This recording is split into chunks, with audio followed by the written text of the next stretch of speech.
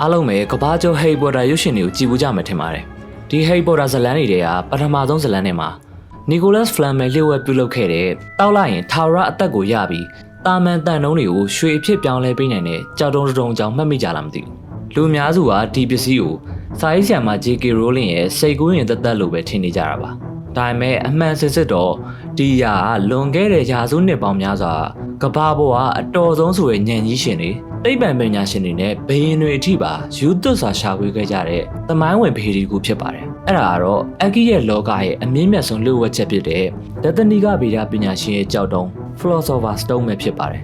Philosopher Stone ဆိုတာအနောက်တိုင်းအကီရဲ့သမိုင်းမှာအကျော်ကြားဆုံးနဲ့အရှာဖွေခံရဆုံးတဏ္ဍာရီလာပစ္စည်းတစ်ခုဖြစ်ပြီးဒီကြောက်တုံးဟာရိုးရိုးကြောက်ခဲတုံးမဟုတ်ပဲထူးခြားဆန်းပြားတဲ့စွမ်းရည်တွေနဲ့ပြည့်နှက်နေတဲ့အရာတစ်ခုဖြစ်နှစ်ပေါင်းထောင်ချီယုံကြည်ခဲ့ကြပါတယ်အကီရဲ့ဆရာတွေရဲ့ယုံကြည်ချက်အရဒီကြောက်တုံးမှာအတိကအစွမ်းတတ္တိနှစ်ခုရှိပါတယ်ခရစ်ဆိုပီယာတာမန်တတ္ထုများကိုရွှေအဖြစ်ပြောင်းလဲနိုင်ခြင်းတန်ခဲကျင်းနီဓာတ်မဟုတ်ပဓာလိုမျိုးတန်ဖိုးနေပြီးအခြေခံကြတဲ့တတ္ထုတွေကိုအလွန်စင်ကြယ်တဲ့ရွှေဓာတ်မဟုတ်ငွေအဖြစ်ပြောင်းလဲပေးနိုင်တယ်လို့ယုံကြည်ကြပါတယ် Elixir of Life မသိစေတက်ရှိစေဖြစ်ခြင်းဒီကြောက်တုံးကနေပြုလုပ်တဲ့ဆေးရည်ဟာယောဂဝေဒနာအလုံးကိုပျောက်ကင်းစေပြီးလူကိုပြန်လည်နှုတ်ပြစေကထာဝရအသက်ကိုပေးစွမ်းနိုင်တယ်လို့ဆိုပါတယ်။ရာစုနှစ်ပေါင်းများစွာအတွင်းဒါဟာအကီရဲ့ပညာရဲ့အလိုချင်ဆုံးအနိမ့်မှပန်းနိုင်တစ်ခုဖြစ်ခဲ့ပါတယ်။ Philosopher Stone ဟာပြည့်စုံခြင်းမြင့်မြတ်သောအလင်းဉာဏ်ရရှိခြင်းနဲ့ကောင်းကင်ဘုံရဲ့ဒုက္ခချမ်းသာတို့ကိုကိုးစားပြုတဲ့အကီရဲ့ပညာရဲ့အဓိကသင်္ကေတဖြစ်ပါတယ်။ဒီကြောက်တုံးကိုရှာဖွေဖို့ကြိုးစားမှုတွေကို Magnum Opus မဟာလုပ်ငန်းစဉ်ကြီးလို့ခေါ်ဆိုကြပါတယ်။ Philosopher Stone အကြောင်းကိုစာအုပ်ဖြစ်အစောဆုံးရေးသားဖော်ပြခဲ့တာတော့8300ဝန်းကျင်ဟာဇိုစီမော့ရေးသားခဲ့တဲ့ခါရော်မူတာဆိုတဲ့စာအုပ်မှာဖြစ်ပါတယ်။စာအုပ်ထဲမှာကောင်းကင်ဘုံကကြာဆင်းလာတဲ့နတ်မိတ်စာတွေကကဘာမြေကအမျိုးသမီးတွေကိုဇနီးဖြစ်သိမ့်ပိုက်တဲ့အခါမှာတတ္ထုဗေဒပညာရဲ့နဲ့ဒီကြောက်တုံးပြုလုပ်တဲ့နေကိုသင်ကြားပေးခဲ့တာဖြစ်တယ်လို့ဆိုကြပါတယ်။ဒါပေမဲ့လည်းအကီရဲ့စာဆိုတွေကတော့ဒီထက်မကပုံမရှည်လျားတဲ့သမိုင်းကြောင့်ရှိရလို့ယူဆကြပါတယ်။ရှေးအောင်စာရေးဆရာတွေရဲ့အဆိုအရဒီကြောက်တုံးရဲ့သမိုင်းဟာဖျားသခင်ထံကနေအသိပညာကိုတိုက်ရိုက်ရရှိခဲ့တဲ့အာရန်ကနေစတင်ခဲ့တာလို့ဆိုပါတယ်ဒီအသိပညာကိုအာရန်ကတမန်ကျမ်းစာလာလူမျိုးစုအကြီးအကဲတွေကိုအစင်းစင်လက်ဆင့်ကမ်းပေးခဲ့ကြလို့သူတို့တွေကအသက်ရှည်ရှည်နေထိုင်နိုင်ခဲ့ကြတာလို့ဆိုပါတယ်ဒီကြောက်တုံးဖန်တီးခြင်းရဲ့အခြေခံ theory တွေကိုတော့ဂရိဒသနတွေမှာအခြေရခံနိုင်ပါတယ်အကီရဲ့ဆရာတွေကပလီတိုရဲ့ Themis လို့ကျမ်းစာတွေမှာပါတယ်အခြေခံဓာတ်ကြီးတွေလောကဝိညာဉ်ယူဆနဲ့ကဘာဦးဖန်ဆင်းခြင်းတွေအကြောင်းသူတို့ရဲ့လုပ်ငန်းစဉ်တွေအတွက်စံနမူနာအဖြစ်အသုံးပြုခဲ့ကြပါတယ်။ပလီတိုရဲ့အဆိုအရအခြေခံဓာတ်ကြီးလေးပါးဟာ primer material လို့ခေါ်တဲ့ကဘာဦးရုပ်ထွက်အရင်းမြစ်တစ်ခုကနေဆင်းသက်လာတာဖြစ်ပါတယ်။ primer material ဆိုတဲ့စကားလုံးကိုပဲအကီရဲ့ဆရာတွေက Philosopher Stone ဖော်စပ်ဖို့အတွက်အခြေခံအကြဆုံးစတင်ရမယ့်ပါဝင်ပစ္စည်းဖြစ်သတ်မှတ်ခဲ့ကြပါတယ်။အကီရဲ့ဆရာနဲ့ဒသနီကဆရာ Thomas Von ကဒီကြောက်တုံးရဲ့ကဘာဦးရုပ်ထွက်ဟာလောကမှာရှိတဲ့အရာခတ်သိမ်းရဲ့ကဘာဦးရုပ်ထွက်နဲ့ထပ်တူထပ်မျှပဲဖြစ်တယ်လို့ရေးသားခဲ့ပါတယ်။သူက primer material ဟာလောကမှာရှိတဲ့အရာအလုံးရဲ့အခြေခံဖြစ်တယ်လို့ဆိုလိုချင်တာဖြစ်ပါတယ်။ Byzantine Empire နဲ့ Arab Empire တွေကအစောပိုင်းအလယ်ခေတ်အကီရဲ့ဆရာတွေကဇိုစီမော့ရဲ့လက်ရာကိုအခြေခံပြီးဆက်လက်လေ့လာခဲ့ကြပါတယ်။သူတို့ဟာတတ္ထုတစ်ခုကနေတစ်ခုပြောင်းလဲခြင်းယူဆကိုအလွန်စိတ်ဝင်စားခဲ့ကြပြီးလက်တွေ့လှုပ်ဆောင်မှုကြိုးပမ်းခဲ့ကြပါတယ်။ရှေ့ရာစုကမွတ်စလင်အကီရဲ့ပညာရှင်ဂျာဘီကအခြေခံဓာတ်ကြီးတစ်ခုစီမှာအခြေခံဂုဏ်သတ္တိ၄ပါးရှိရဲ့လို့ခွဲခြမ်းစိတ်ပြခဲ့ပါတယ်။မီပူပြင်းပြီး6တွေ့သည်။မြေအေးမြပြီး6တွေ့သည်။ရေအေးမြပြီးဆိုးဆွတ်သည်။လေပူပြင်းပြီးဆိုးဆွတ်သည်။သူကတတ္ထုတိုင်းဟာဒီဂုဏ်သတ္တိ၄ပါးပေါင်းစပ်ဖွဲ့စည်းရတာဖြစ်ပြီးသူတို့တွေရဲ့နှစ်ခုဟာအတွင်းပိုင်းဂုဏ်သတ္တိဖြစ်ပြီးကျန်နှစ်ခုဟာအပြင်ပိုင်းဂုဏ်သတ္တိဖြစ်တယ်လို့ theory ထုတ်ခဲ့ပါတယ်။ဒီအချက်ပေါ်အခြေခံပြီးအခြေခံဂုဏ်သတ္တိကိုပြန်လည်ဖွဲ့စည်းခြင်းအပြင်တတ္ထုတစ်ခုကိုအခြားတတ္ထုတစ်ခုဖြစ်ပြောင်းလဲနိုင်တယ်လို့ကောက်ချက်ချခဲ့ပါတယ်။ဒီအပြောင်းလဲကိုဖြစ်ပေါ်စေမဲ့ဂျာကန်ပစ္စည်းကိုဂရိဘာသာအနေနဲ့ Zirion လို့ခေါ်ပြီးအာရဗ်ဘာသာနဲ့ Elixir လို့ခေါ်ဆိုခဲ့ကြပါတယ်။ဒီဂျာကန်ပစ္စည်းကိုဒန်ဒါရီလာ Philosopher Stone ကနေပြုလုပ်ထားတဲ့6သွေးရဲ့ဆေးနီမုတ် Red Sulfur ကန့်နီဖြစ်သတ်မှတ်လေးရှိပြီးနောက်ပိုင်း Arab အကီရဲ့ဆရာတွေကတတ္ထုပြောင်းလဲခြင်းလုပ်ငန်းစဉ်အတွက်မရှိမဖြစ်ရေးပါတဲ့အစိပ်ပိုင်းတစ်ခုဖြစ်ယူဆခဲ့ကြပါတယ်။17ရာစုမှာတော့အစ္စလမ်ဓာတုဗေဒပညာရှင်တွေကြားတဲ့ရုပ်ဝတ္ထုတွေတစ်ခုနဲ့တစ်ခုပြောင်းလဲနိုင်စွမ်းရှိမရှိပေါ့ငင်းခုန်မှုတွေရှိလာခဲ့ပါတယ်။ဒီ theory ကိုအဓိကကန့်ကွက်ခဲ့သူကတော့ပါရှန်ပညာရှိအဗာစင်နာဖြစ်ပါတယ်။သူကတတ္ထုပြောင်းလဲခြင်း theory ကိုပယ်ချခဲ့ပြီးဓာတုဗေဒလောက်ကင်သူတွေကရုပ်ဝတ္ထုတွေရဲ့အမျိုးအစားကွဲပြားမှုကိုအမှန်တကယ်ပြောင်းလဲနိုင်ခြင်းမရှိဘူး။သူတို့လုပ်နိုင်တာကအပြင်ပိုင်းအသွင်မြင်ကိုပဲပြောင်းလဲအောင်လုပ်ပြနိုင်တာပါလို့ဝေဖန်ခဲ့ပါတယ်။ ဒဏ္ဍာရီရ73ရာစုကသိပ္ပံပညာရှင်နဲ့ဂျတနီကဗေဒပညာရှင်ဖြစ်သူ Albertus Magnus က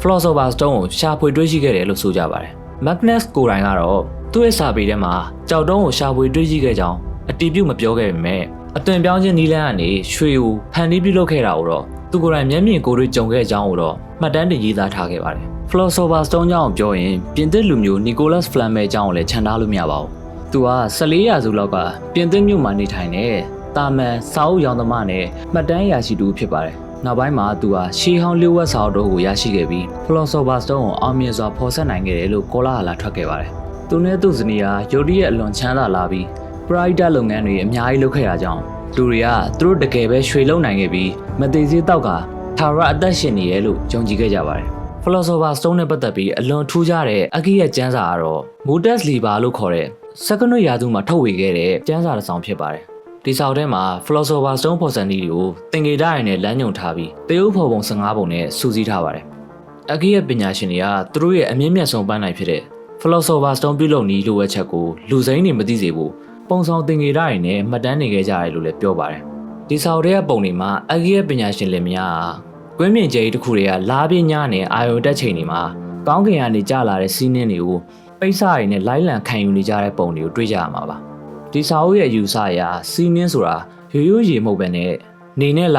စကြဝဠာတို့ထံမှာကြာဆင်းလာတဲ့ကောင်းကင်ပုံစွမ်းအား material prime မှာကင်းအောင်နေတဲ့အရာလို့ယူဆပါတယ်ဒီစီးနှင်းကိုစနစ်တကျပေါင်းခံပြီး Philosopher's Stone ကိုစတင်ဖော်ဆက်ရတယ်လို့ဖော်ပြထားပါတယ်နောက်ထပ်ပုံတစ်ပုံမှာဒီကြောက်တုံးကိုဖန်တီးဖို့အတွက်အမျိုးသားတဦးနဲ့အမျိုးသမီးတူအဂိရဲ့ပညာရှင်လင်မယားအတူတကွတွဲဖက်လှုပ်ဆောင်နေတဲ့ပုံဖြစ်ပါတယ်။ဒီပုံရရုပ်ပိုင်းဆိုင်ရာတခွဲခန့်အကူအညီကိုဆိုလိုရုံနဲ့မကပဲနဲ့နာမ်ပိုင်းဆိုင်ရာသဘောတရားကိုလည်းဆိုလိုခြင်းဖြစ်ပါတယ်။အမျိုးသားဆိုတာအဖို့စွမ်းရင်အပူနေစာဖာတို့ကိုကိုစားပြုပြီးအမျိုးသမီးဆိုတာအမစွမ်းရင်အေးလပြဓားကိုကိုစားပြုပါတယ်။ဒီစန့်ကျင်ဘက်စွမ်းရင်တစ်ခုလုံးစီးလုံးညီညွတ်မှုရှိမှသာ Philosopher's Stone ကိုအောင်မြင်စွာဆင်နိုင်မယ်လို့လည်းအတိတ်ပဲရပါတယ်။နောက်ထပ်ပုံချက်တွေမှာတခဲကန်းတဲ့ပလင်းများကိုမီးဖို့ပေါ်တင်ပြီးပူပေးခြင်းပေါင်းခံခြင်းစစ်ထုတ်ခြင်းဖြစ်စဉ်များကိုအစဉ်စဉ်ပြသထားပါတယ်။နောက်ဆုံး15ချင်းမြောက်ပုံချက်မှာအဂိရဲ့ပညာရှင်လင်များကတခွဲကအလုပ်ဝတ်စုံတွေကိုချွတ်ပစ်လိုက်ပြီးကောင်းကင်ဘုံကိုပြန်တက်လူနီးပါကိုရံကိုပါတောက်ပနေတဲ့ပုံနဲ့ညီကုန်းချုပ်ထားပါတယ်။သူတို့ရဲ့ဘေးမှာအောင်မြင်စွာပြုလုပ်နိုင်ခဲ့တဲ့ Philosopher's Stone ကိုသင်္ကေတဖြစ်လည်းပြသထားပါတယ်။ဒီပုံချက်အရ Philosopher's Stone ဟာတာမန်တတ္ထုကိုရွှေဖြစ်ရုံနဲ့မကပဲနဲ့ဒီကြောက်တုံးကိုပြုလုပ်ခဲ့တဲ့အဂိယပညာရှင်ကိုယ်တိုင်ရဲ့စိတ်ဝိညာဉ်ကိုလည်းတန့်စင်ပြီးမြင့်မြတ်သောအခြေအနေတနည်းအားဖြင့်ရွှေအဆင့်ကိုပြောင်းစေခဲ့ပြီးဖြစ်တယ်လို့ဆိုလိုပါတယ်။ဒီစာအုပ်ရဲ့ပထမဆုံးနဲ့နောက်ဆုံးပုံမှာရေးသားထားတဲ့လက်တင်စာသားလျှို့ဝှက်ကုတ်တစ်ခုလည်းရှိပါတယ်။အဓိပ္ပာယ်ကတော့ဆူတောင်းပါဖတ်ပါဖတ်ပါဖတ်ပါထပ်ခါတလဲလဲဖတ်ပါလှုပ်ဆောင်ပါထိုအခါသင်ရှာတွေ့လိမ့်မည်ဆိုပြီးဖြစ်ပါတယ်။ဗုဒ္ဓဘာသာနဲ့ဟိန္ဒူဘာသာမှာတော့ Philosopher's Stone နဲ့ပုံစံတူတဲ့အရာကတော့စိန်နာမဏိဖြစ်ပါတယ်။မဟာယာနဗုဒ္ဓဘာသာမှာစိန်နာမဏိဗရမ ्या ကိုဘောရိသက်ဖျားလောင်းနေရာကိုင်ဆောင်ထားလေးရှိပါတယ်။တိဘက်ပထနာလန်တွေမှာပါရှိတဲ့လုံတာလို့ခေါ်တဲ့လေမြင်းရဲ့ကြောကုန်းပေါ်မှာတင်ဆောင်ထားအောင်လည်းတွေ့ရတတ်ပါတယ်။ရှာမန်တကာမနီလို့ခေါ်တဲ့ဟိန္ဒူဒဏ္ဍာရီလာဗရမ ्या ကိုလည်း Philosopher's Stone ရဲ့အခြားပုံသဏ္ဍာန်တစ်ခုဖြစ်တယ်လို့ဆိုကြပါတယ်။ဒီဗရမ ्या ကိုပိုင်ဆိုင်သူကပတ်ဝန်းကျင်မှာကြုံတွေ့ရမယ်မိုးခေါင်ခြင်းရေကြီးခြင်းစတဲ့တဘာဝဘေးရန်တွေအားလုံးကာကွယ်ပေးနိုင်စွမ်းရှိပြီးနေ့စဉ်ရွှေ၄ချိန်8ဘာရခမန်းကြီး900ကီလိုဂရမ်သို့မဟုတ်1900ပေါင်ကိုထုတ်လုပ်ပေးနိုင်စွမ်းရှိရလို့ဆိုပါတယ်။ Philosopher's Stone ရဲ့လူသိအများဆုံးကုန်သတ္တိကတော့တာမန်သတ္တုတွေကိုရွှေ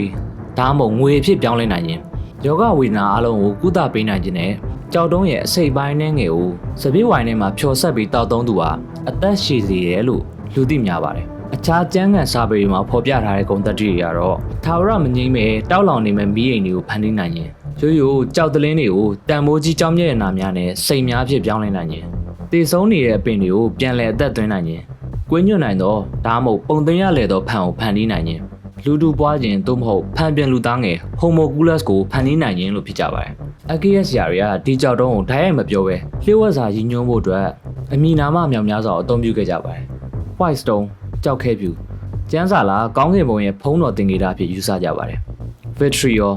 ကဘာမြေအတွင်းပိုင်းသို့တွားရောက်ပါတန်းစင်အောင်ပြုပြင်ခြင်းဖြင့်တင်သည်လျှို့ဝှက်သောကြောက်တုံးကိုတွေးလိုက်မိဟုသောစာသားကိုအတူကောက်ယူထားခြင်းဖြစ်ပါတယ်။အခြားသောလျှို့ဝှက်နာမည်တွေကတော့ကဘာဦးရုပ်ဒရက်ဖိနစ်ငတ်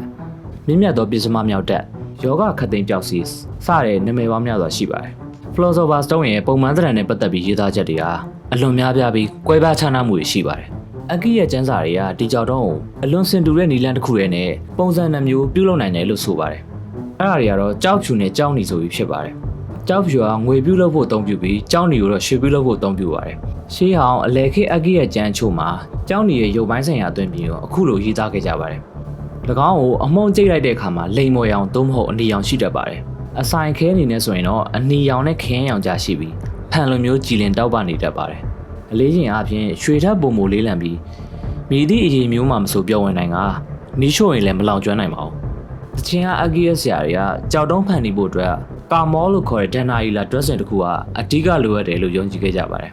အတွင်းစိတ်ပိုင်းဆိုင်ရာဦးစားပေးတဲ့အကီရဲ့ဆရာတွေကတော့ပြင်ပဒရဝတ္ထုတွေပေါ်လှုပ်လှုပ်ခြင်းကိုပယ်ချပြီး Philosopher's Stone ကိုမိမိတို့ရဲ့အတွင်းစိတ်ထဲမှာသာရှာဖွေကြပါတယ် Philosopher's Stone ကို The Magnum Opus မဟာလုပ်ငန်းစဉ်ကြီးလို့လူသိများတဲ့အကီရဲ့နီလန်နဲ့ဖော်ဆက်ရတာဖြစ်ပါတယ်စာအုပ်တွေမှာရေးသားထားတဲ့လမ်းညွှန်ချက်တွေကကွဲပြားမှုတွေအများကြီးရှိပါတယ်တန်ခဲတန်ပြူနဲ့ကြေးနီစားတဲ့တာမန်သတ္ထုတွေကိုပုံမိုတန်မိုးကြီးရဲ့သတ္ထုတွေဖြစ်ပြောင်းလဲနိုင်ဖို့အခြေခံကုန်ကျန်းပစ္စည်းတွေကိုတက်တော်သီးပုံစံရှိရဲ့ထူးခြားတဲ့ဖန်ပေါင်းတွေကိုထည့်ပြီးအပူပေးရပါတယ်ဒီဖန်ပေါင်းကို Hermes ရဲ့ O ဒါမှမဟုတ် Philosopher Egg လို့ခေါ်ပါတယ် Philosopher Stone ပြုလုပ်တဲ့နေရာမှာအသုံးပြုတဲ့ပစ္စည်းတွေရဲ့ရောင်ပြောင်းလဲပုံမူတည်ပြီးတော့အဆင့်၄ဆင့်ကိုဖြတ်တန်းရပါတယ် Negrito အမဲရောင်ဆင့်ပုတ်သိုးဆွေးမြင့်ခြင်းသို့မဟုတ်တန့်စင်ခြင်း Albedo အဖြူရောင်ဆင့်စင်ကြယ်သွားခြင်း Citrinitas အဝါရောင်ဆင့်အလင်းညံပွင့်လင်းလာခြင်း Rubido အနီရောင်ဆင့်ပြည့်စုံတဲ့အထွတ်အထိပ်ဆင့်တနည်းအားဖြင့်ကြောက်တုံးအောင်မြင်ခြင်းအဆင့်ဖြစ်ပါတယ်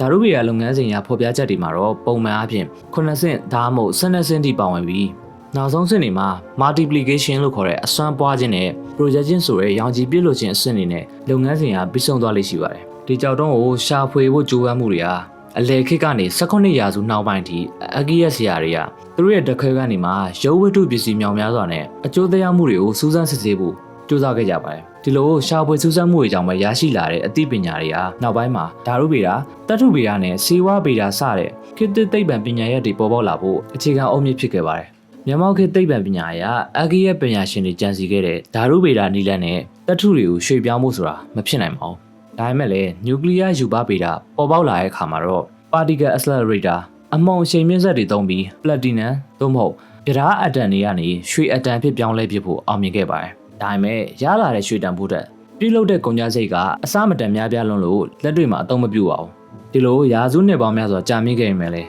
Philosopher's Stone ဒသနိကဗေဒပညာရှင်ရဲ့ကြောက်တုံးလို့ခေါ်တဲ့အမည်ဟာဒဏ္ဍာရီနဲ့သမိုင်းစာမျက်နှာတွေကြားမှာဒီနေ့ထိအောင်တောက်ပနေစေဖြစ်ပါတယ်ဒီကြောက်တုံးဟာသိပ္ပံပညာတွေရဲ့အာရုံကိုလမ်းခင်းပေးခဲ့တဲ့တောချက်တစ်ခုလားဒါမှမဟုတ်လူသားတို့ရဲ့စီးစိမ်ပစ္စည်းပေါ်တက်မှတ်မှုလောဘကိုပြသနေတဲ့ဗဟေတီတစ်ခုလားဆိုတာတော့ဆက်လက်တွေးဆစရာဖြစ်နေစေပါ